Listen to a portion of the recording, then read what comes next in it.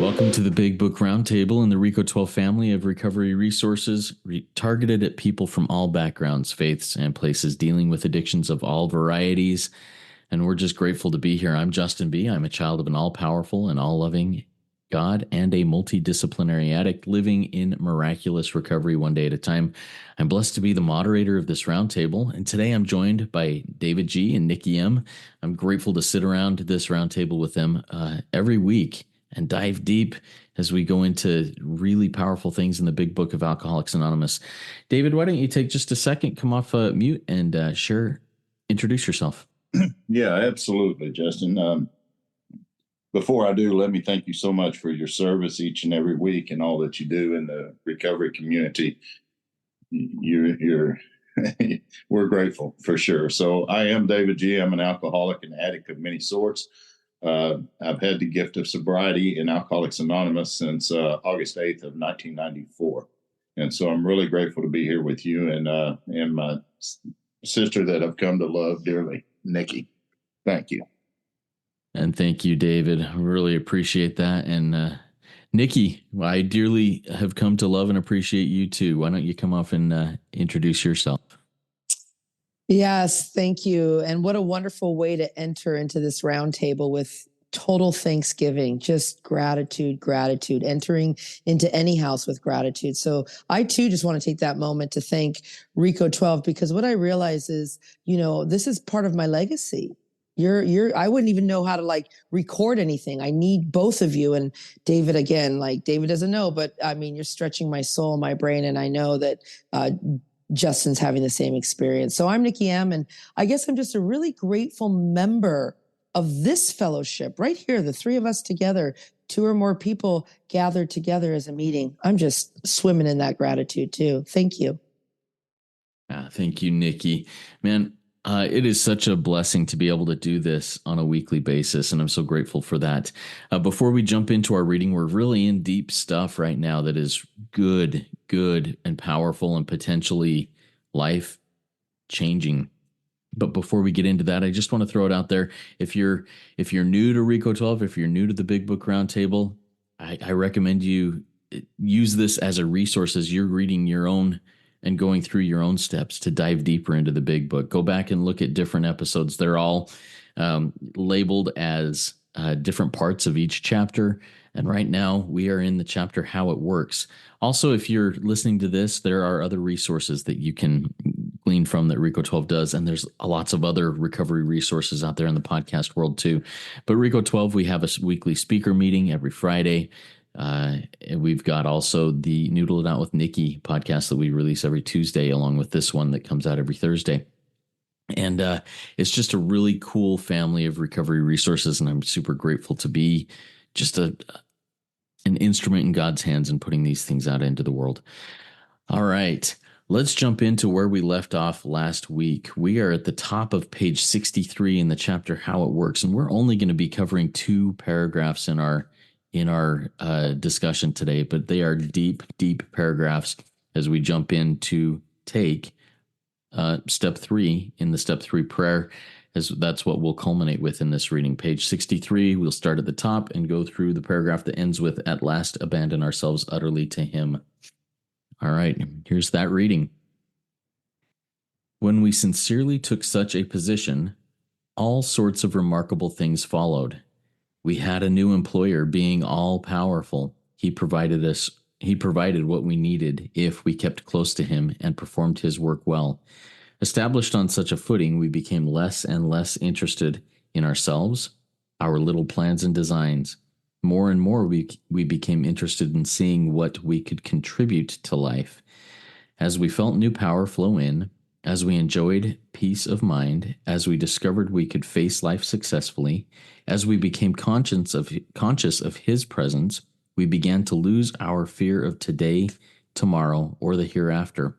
We were reborn. We were now at step 3. Many of us said to our Maker, as we understood him, "God, I offer myself to thee, to build with me and to do with me as thou wilt. Relieve me of the bondage of self, that I may better do thy will. Take away my difficulties, that victory over them may bear witness to those I would help of thy power, thy love, and thy way of life. May I do thy will always. We thought well before taking this step, making sure we were ready, that we could at last abandon ourselves utterly to him. All right. So those two paragraphs are super deep, powerful, so much in there. And I look forward to hearing what David and Nikki both have to say about this. Let's start with David. Talk to us a little bit about your takeaways and understandings from these paragraphs. Absolutely. And you're right. This is just such a rich part of the book. The very first spiritual experience I had in 1995 when I was dying on the vines in the room in Alcoholics Anonymous with a year of sobriety. I had just lost a son. He had drowned. I was just having a terrible time. I was just dying inside of the rooms. And I met a man who put me into the book and worked me up to these first 62 pages and really began to show me what this was talking about. And in early 1995, I had an experience through these couple of pages right here that absolutely changed my life and put me on a different footing.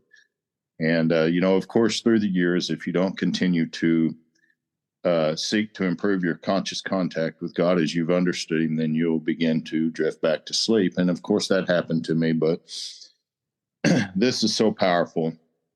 We've seen that the bondage of self is what we suffer from. It's the ideas, the thoughts, the emotions, the attitudes that guide our thinking, that guides our emotions. I talked last week about page 27 kind of being what I would call home base for these two pages. And it was between a discussion by a man of the name of Roland Hazard and Dr. Carl Jung, the psychiatrist. And Jung was giving him a description of what the spiritual experience looked like. And he said to him, these are ideas, thoughts, and emotions.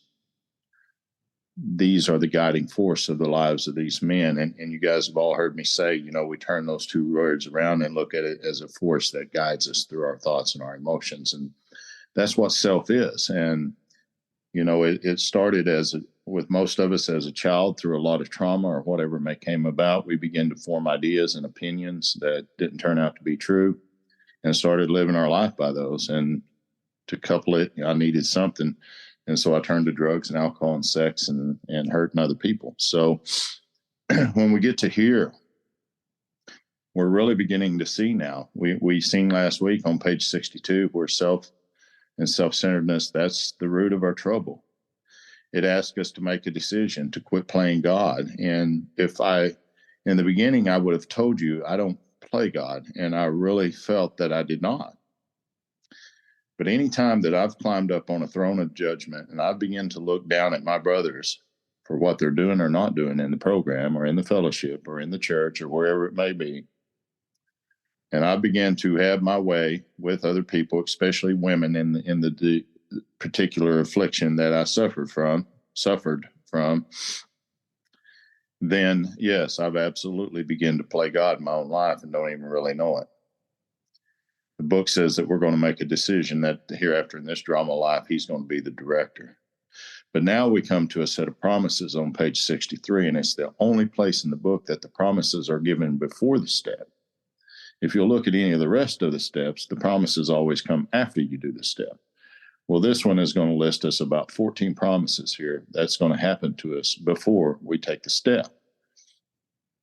And it said when we sincerely, and I think that's my key word there. I've tried to half-ass this prayer before, unconsciously, or just kind of, okay, God, offer myself to thee, build me, do with me, And when I do this with people one-on-one and we get down and I hear somebody roll through that prayer like that because they have it memorized by heart, I know that they did not sincerely take such a position. And, but it says all sorts of remarkable, look at that word, remarkable things begin to happen to us here. I mean, I'm dying on the vine in the rooms. I'm suffering from depression. I'm suffering from guilt. I'm suffering from shame. I hate me and I hate you and I hate God and I hate everybody. And all of a sudden, that begins to change. That's remarkable. What I once thought I needed to live my life by, to take care of me so nobody would ever hurt me again, that's all run out now. That's all dried up. I can't do that anymore. So now a lot of remarkable things are going to begin to follow. And if I have a new employer, obviously at some point I've had an old one. Now, I may not have known, but in Bill's story, he said, if there was a devil, he seemed to be the boss, universal. And he certainly had me. Well, he don't have us anymore here. Now we've got eyes on him. We've got a new employer being all powerful. Now, if I'm powerless, power obviously has to be my answer. So if I'm seeking power, I need to turn to the new employer, which is God as I've understood him. And now remarkable, powerful things begin to happen to me, and I don't even understand it. So he provides what I need. You know, for so long I would have told you that was, I need to be sober. And absolutely I do. I'm not saying that I don't, but I'm just saying for me that if that's where it ends, then I've missed the whole show here. What I need is to recover from a hopeless state of mind that convinces me that I'm it, and it's driving me to my death, sober. But there's a condition with this next word. It says, if, if we keep close and perform his work well. And so keeping close to him really is something that I'm learning to do through what's called two-way prayer. Not just talking to God, but listening to God. The 11th step has been the missing piece for me all along. Come to find out, I always thought it was 6 and 7. Now it's 11. So I'm going to keep close to him. And how am I going to perform his work? Well, if you're his child and I'm his child and I keep you at a distance, I keep him at a distance. But if I let you in, then I let him in. So I'm going to perform his work by loving you. See, it's always been about me. This has always been about me and what I want and what I need and what I should have and what I'm going to get. I'm on a different level now. I'm not thinking so much about me. I'm thinking more about you. And I promise you that don't happen without an experience. It just don't, not for a guy like me. It's always been about me. Look at this promise. Established on such a footing, we become less and less interested in self. That's never been my case. My little plans and designs, I've always got a plan. I've always got a design for a plan. And it usually involves taking something from you, getting something from you, and not being a very good human being to you. I don't live by that principle anymore, and it's because of this step. More and more we become interested in seeing what we can contribute to life. I've never, ever felt that way before coming through this work, and particularly, again, in 2019. Today, I want to give to life. I don't want to take anymore. I just don't. This is probably the one that I enjoy. Probably, I love them all, but this is probably the one as we felt that new power flow in. I've always had power. I've just used it in the wrong direction. And this is talking about a new power, a peace of mind. Wow. You know, I mean, if you're struggling, you're suffering in your sobriety, look at that promise and ask yourself today, is this what I want? If no, or is this what I have? And if not, is this what you want? As I discovered I could face life successfully. All of my life, I felt like a failure from the time that I was little all the way up until I came into this program. I was told that by a stepfather, by a mother. You'll never succeed in anything in life. You're a worthless piece of shit, is what he would tell me. And I believed that for many years, and I wouldn't even try because I knew I would fail. But I know better to now because I'm into a new discovery. And that discovery is that I don't only feel that I can be successful. Hell, I can face life and be successful. And I have in many, many, many areas in 30 years' time. As we become conscious of his presence. There had always been a knowing that there was a God. You know, I've just known that. But I don't know if I really ever consciously felt his presence the way that I have in the last probably year. And I don't know, that's a very beautiful word, conscious. You know, that's what I'm seeking in step 11 is conscious contact. So I begin to lose my fear of today, tomorrow, the hereafter. I'm reborn. And this promises me that I'm not going to be afraid of death anymore. I'm not going to be afraid of life anymore. That I get a chance to be reborn, I'm a twice born man. My actions are really beginning to follow that statement now. So whenever I first took this prayer back in, I guess it was, 94, I came into the fellowship and I could hear people saying it. We'd sit around the table and hold hands in a room and say the prayer, and people just floated off into some God consciousness, and I was just miserable as shit. I mean, I just hated me and them and the prayer, and I don't want to do this. And it really wasn't until that I met a man who really showed me what the book meant and what it was saying, that I began to learn that love and hate cannot exist on the same plane. One has to go. And it says here, many of us said to our Maker as we understood him, not as we understand him. That's a misquote in our program. God is our understanding. Yeah, good luck with that.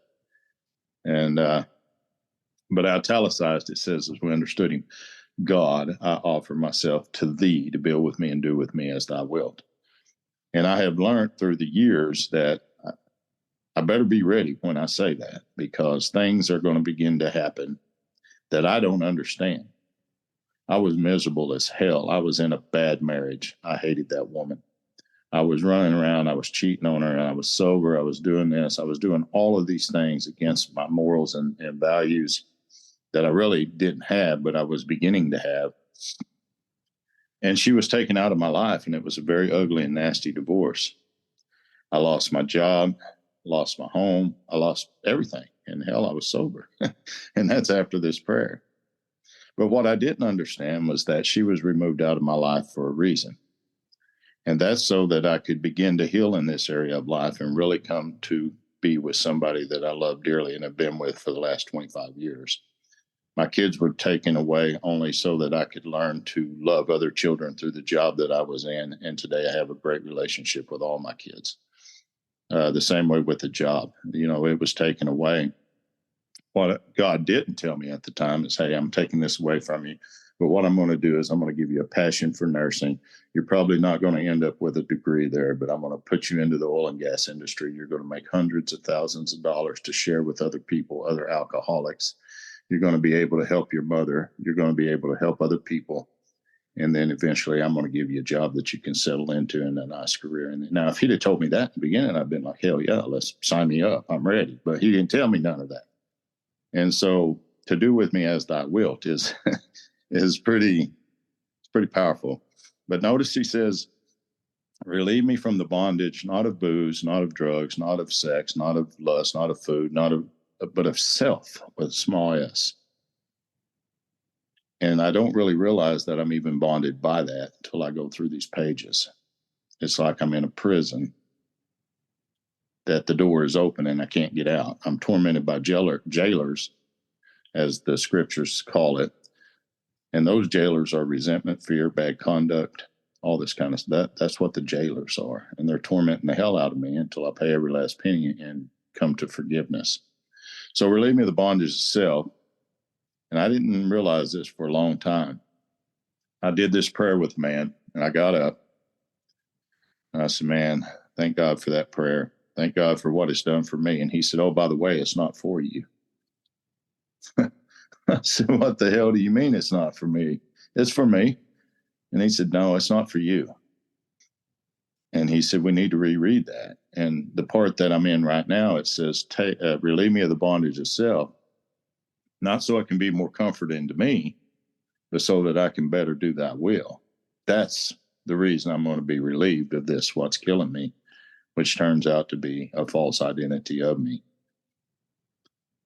Take away my difficulties, not for any greater comfort to me, so that victory over those difficulties, which is the bondage of self, I may bear witness to those I would help. They don't have a hell of a lot to do with me other than I'm going to show up and take the action. Of thy power. When I came here, that's absolutely what I needed was power. I'm powerless. I'm dying in the rooms. I need power. And I need love, because I hate me and I hate you and I hate everybody. And thy way of life is walking this way now, falling down, getting up, falling down, getting up, coming back. But I think the key to it is, may I do thy will always. And so we thought key word. Before taking this step, making sure we were ready. And I tell all my guys when I read them up to this point, I want you to take a couple of days, and I want you to really prayerfully consider this, because we're about to enter a part of the work that's going to be very intense. I know a lot of people just write a few resentments and move on to get people through the steps, to get footing underneath them. And I'm okay with that. I am. But if you come through the steps with me, it's not that way. We're going to stick close to the book, and there's a hell of a lot of writing coming. So be ready. And, but I love this. It says, so that we could at last abandon ourselves.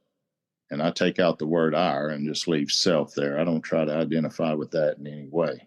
Myself, ourself, yourself, none of that. It's just self. But it says utterly to him.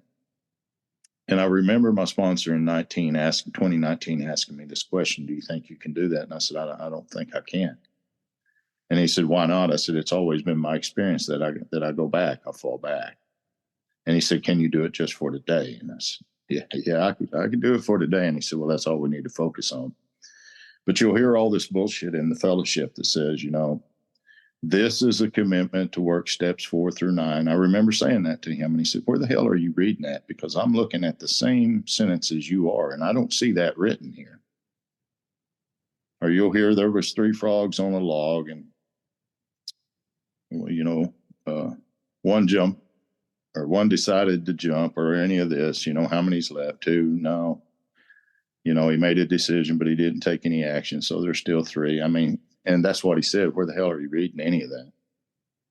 So if you want what the fellowship is offering, go ahead.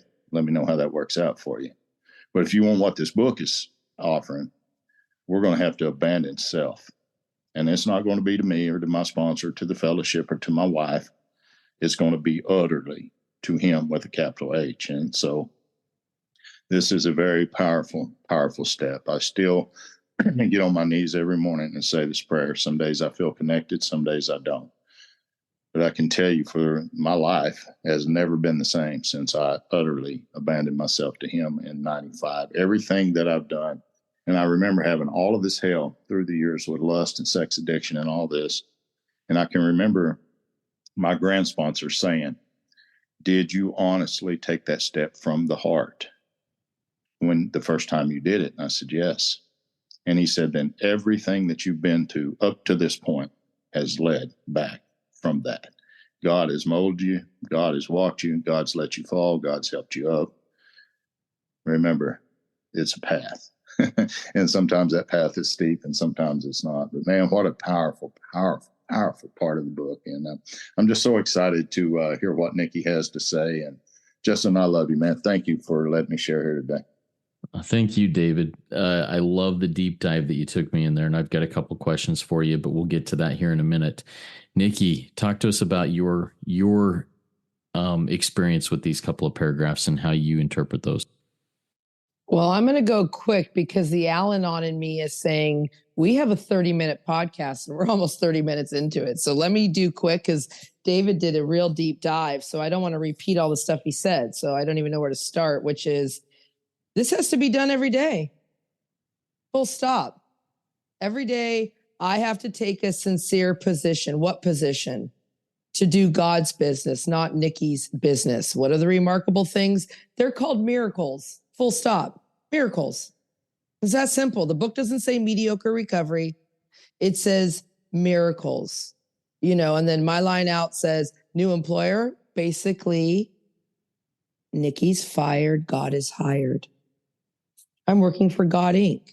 And when my sponsees are, creating a God of their own understanding, or when I am, the book describes it as all powerful. So you got to believe your book, everybody. Believe your book. This God is all powerful. And what do I need? I thought I needed a husband, and I thought I need money, and I thought I needed a big house and all the cars and fur coats. And guess what? I need generosity, forgiveness. I need to get active in my life and get patient and have faith and get humble and be respectful and polite to other people. That's what I need. And I love this too, you guys. David went through this so great, but I just need to perform this work well. We read on the previous page, like me, Miss Al-Anon, perfectionist. Everything has to be a certain way. My obsessive compulsive disorder, no, it is this, that I need to be perfect. Only God's perfect. So I just need to perform this work well. And I'm a retired burlesque entertainer, so I know about performances. And so I just have to do it well. That's all. And then here, if you're listening, if you are a sex and love addict and you're in the rooms and you're like, my sponsor has a dating plan for me. I'm in Overeaters Anonymous and I have a food plan. This book says I'm less interested in my little effing plans and designs. I'm so sick of people coming to me with their dating plans, their food plans. It says you're not interested in it, full stop. What am I interested in? I'm interested in page 159. I'm interested in thinking how I might present my discovery to some newcomer. That's what I'm interested in. Full stop. Full stop. And the promises, yes, I want new power. Yes. I want peace of mind. Yes. I want to face life successfully. Yes. And conscious, I'm dead asleep. I'm a walking zombie. I am laying around with my legs spread open, hoping someone will save me. Full stop. Lose my fears. Well, all-powerful God, how can I have any fears? These promises are real. Oh, believe your book, everybody. Believe what David just shared in the deep dive here with me and Justin. And Reborn. When I was in Luxembourg on my last visit, I did a podcast with our Euro Rico Afro team. Thank you, Karen. And it was called Reborn. And I talked about rebirth. David, Justin, your parents and grandparents, you've seen a baby come out. You've seen it. You've seen that. There's a real birthing process. It's not easy to give birth. Watch a caterpillar turn into a butterfly. They have to liquefy. This birthing process is not easy. So every day to my maker, my father, well, not my father, I'll say my daddy, because there's only one father, and my mom, they donated an egg and they donated a sperm, but my maker, my creator, the creator of the universe, of everything that walks, talks, eats, breathes, lips, blades of grass, all of that, the creator of the universe, God, spiritual principles, love. I'm going to offer myself, all of me, to this power to build with me. What are you building with me? You're building humility. You're building respectfulness, gratitude, unselfishness, helpfulness, honesty, restitution, tolerance, acceptance. You're building purity and kindness and accountability and being responsible in me, right? And you're going to relieve me, as David said, the bondage of self. What's the bondage of self? What is it? As David listed, not all those acting out and all those obsessions and addictions. The bondage of self is my false pride, my rudeness, my suspicion, my envy, my selfishness, my dishonesty, my intolerance, my greed, my lust, my hate, my laziness, my impatience, my fear of everything. Relieve me of that, God, and take away my difficulties, which is my vulgar talk, which is my immoral thinking, which is my gossip and my slander and my self-hatred. Remove that, God. That's my difficulties, not my neighbors, not my prime minister. You know, and I better think well. And I've heard of God, just like David, I know people who won't even take people to this step unless they're really serious, because guess what? It's painful to suffer knowing what we know. When you make this decision and you have to live knowing what you know, it's real painful if you do not abandon. It doesn't say surrender. We're not in Narcotics Anonymous or in Al-Anon. We are in the Big Book of Alcoholics Anonymous, which says abandon. I get real serious about it. You're abandoning yourself. I don't know what God is. I don't know what this power is, Nikki. Can you abandon yourself to love and being responsible? Can you abandon yourself to making your bed every day? Let's just start there. This is so simple, but it's not easy. So radical. I love you guys. Thank you. Thank you, Nikki. Appreciate your energy and going through that. I'm grateful that as we're doing this stuff, we're going to spend a little bit more than a half hour in here. So hang on, everybody. We still got some good stuff here for this one. So, David, question I have for you. You talked about God as we understood him versus God as we understand him, and the power in that verbiage, why it says understood in squiggly writing there on the page. Talk to us about why that's so important to have that distinction there. Yeah, absolutely. And thank you for that question. I get asked that question a lot when I do workshops and book studies, around the globe. So if I understand something, it's final. I don't really need any more knowledge of that because now I understand what that is.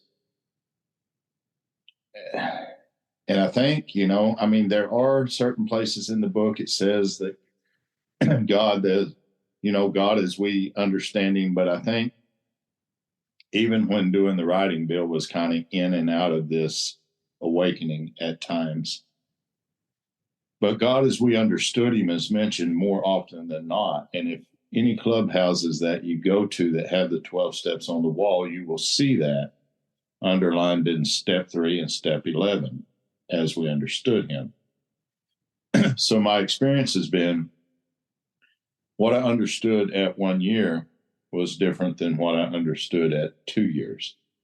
And what I understood at 2 was different than what I understood at 5. And what I understood at 5, different at 10, 10 to 15, 15 to 20, 25 to 30.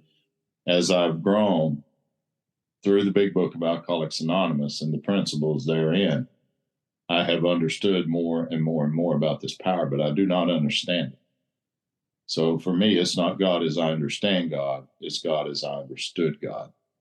And so I know there's more to come. I'm now beginning to take a deeper dive into prayer and meditation. Man, some remarkable things have happened there just today, actually. Holy crap, one of the things I heard in my quiet time this morning was to call a lady that I know. She's a dear friend to me and my wife. And I thought, why the hell would that come up? I mean, why? And so I finished out, prayer and meditation time. I looked at my phone and I'd received a text from her. We haven't talked in a long while. And she said, David, I'm having a really bad day. She said, I lost somebody very dear to me. She said, I hope we can connect soon. Hope you're well. And I thought, I'll be damned.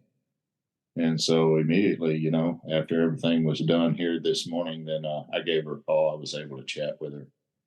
And what I understood about the power is that he will link those two together. Maybe not always, but in that certain time. One of the other things I heard was email a couple of my guys that are across the big pond, across the ocean.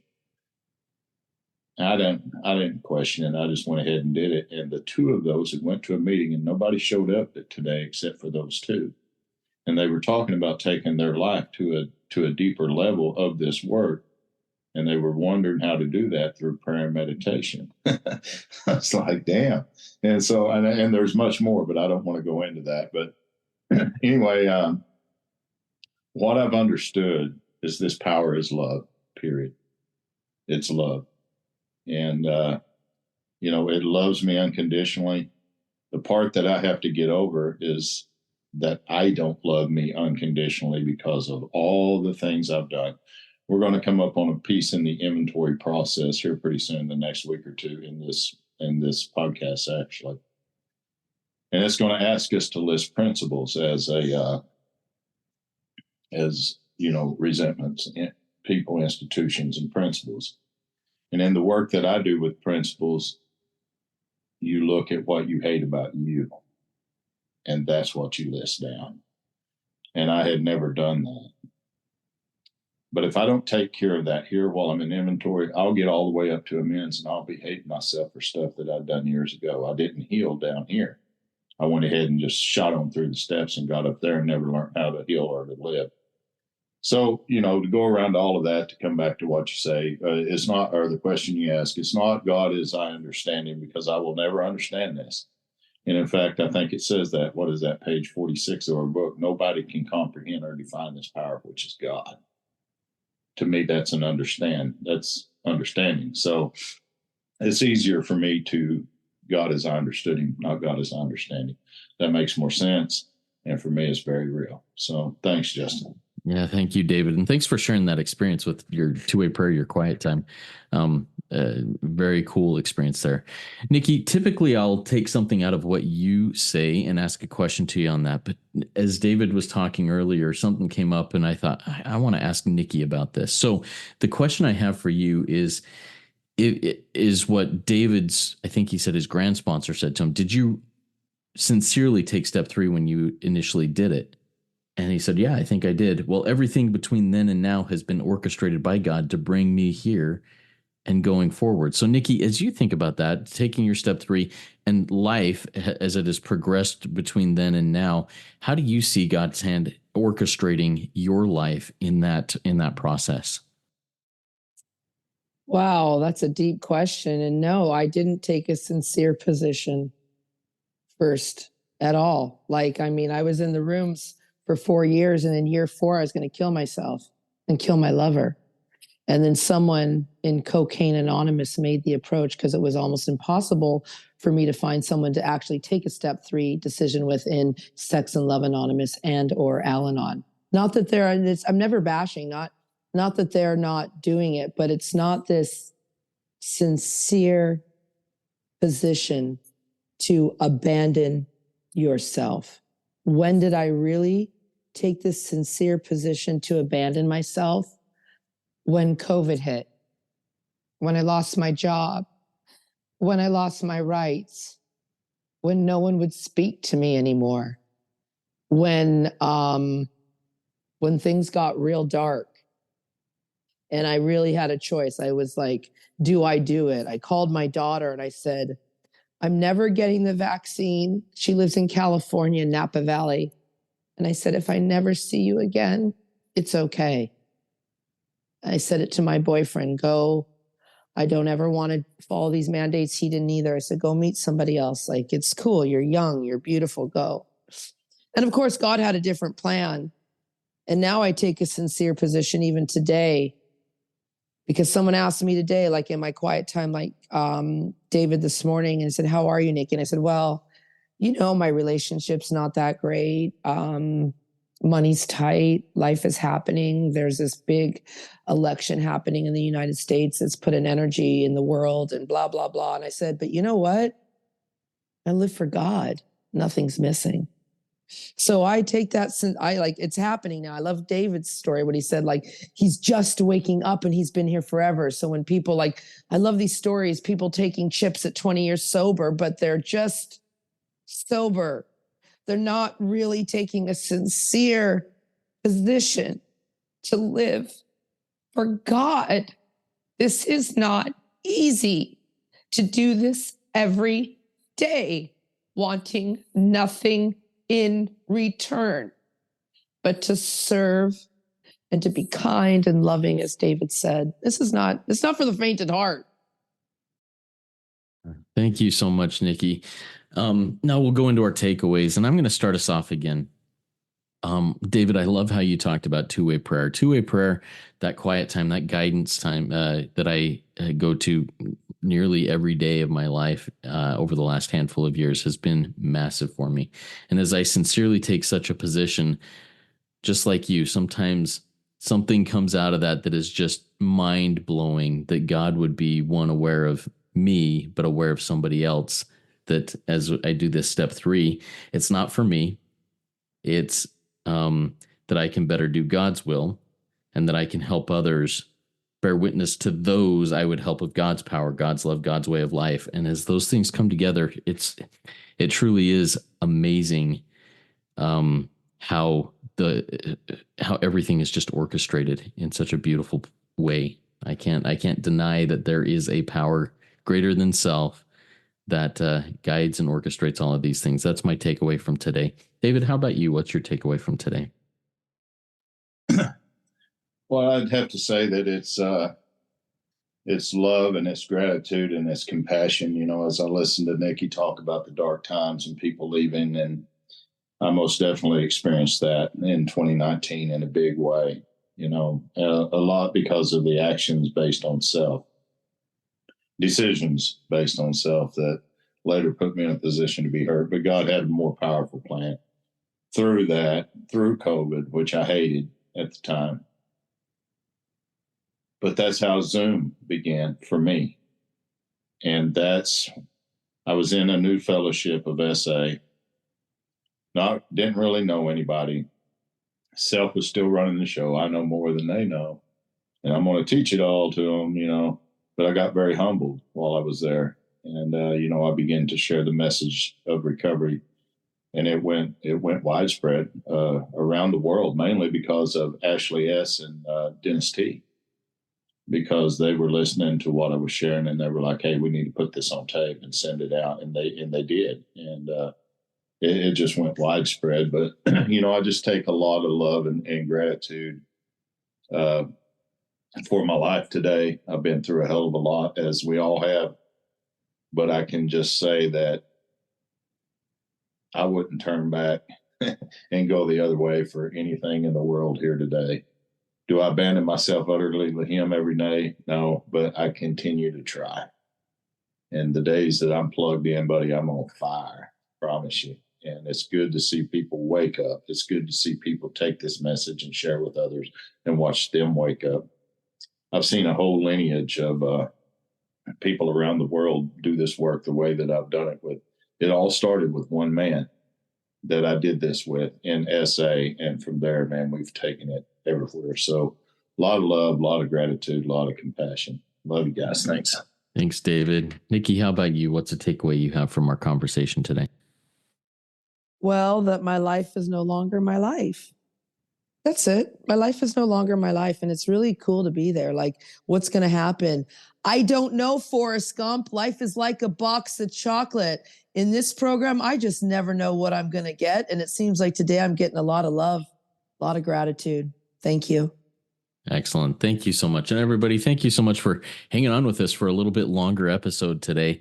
I think the next one might be a little bit longer too. This stuff is deep, but we're excited to have you here. Keep coming into this.